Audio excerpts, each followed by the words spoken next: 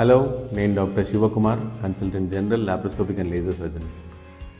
మీకు కానీ మీ పిల్లలకి కానీ ఫోర్ స్కిన్ టైట్గా ఉంటుందా? మూత్రం వెళ్ళినప్పుడు మంట కానీ నొప్పి కానీ ఉంటుందా? లేదా రికరెంట్గా ఫోర్ స్కిన్ ఇన్ఫెక్షన్స్ వస్తున్నాయా? ఇవన్నీ కూడా సర్కంసిషన్ అవసరం పడే లక్షణాలు. సర్కంసిషన్ గురించి ఈ వీడియోలో మాట్లాడుకుందాం.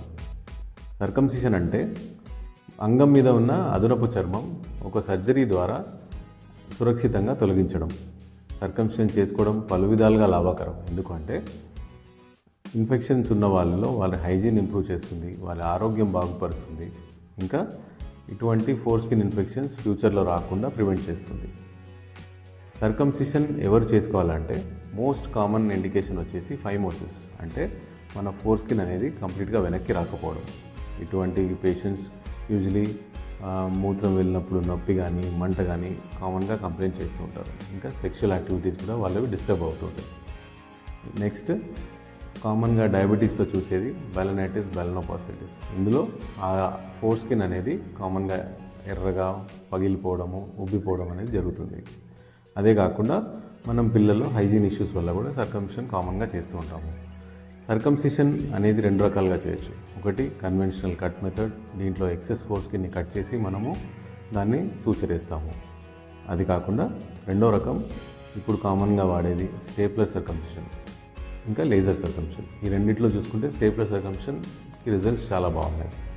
ఈ స్టేప్లర్ సర్కంసిషన్ చేసుకోవడం వల్ల అడ్వాంటేజెస్ ఏంటంటే, ఒకటి ఫాస్ట్ సర్జరీ, 5 to 10 minutesలో సర్జరీ అయిపోతుంది.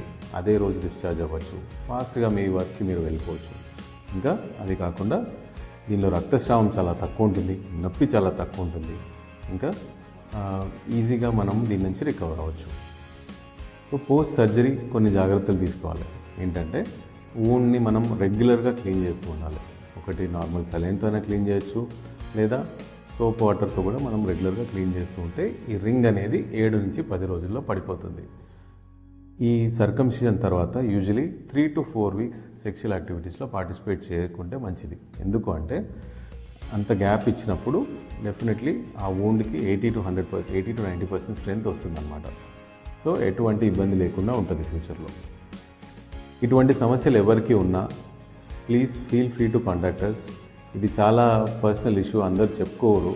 అందుకే మీకు ఎటువంటి డౌట్ ఉన్నా మీరు మా నంబర్కి కాంటాక్ట్ చేయండి, లేదా మా వెబ్సైట్లో ఒక ఫ్రీ కన్సల్టేషన్ బుక్ చేసుకోండి. Thank you.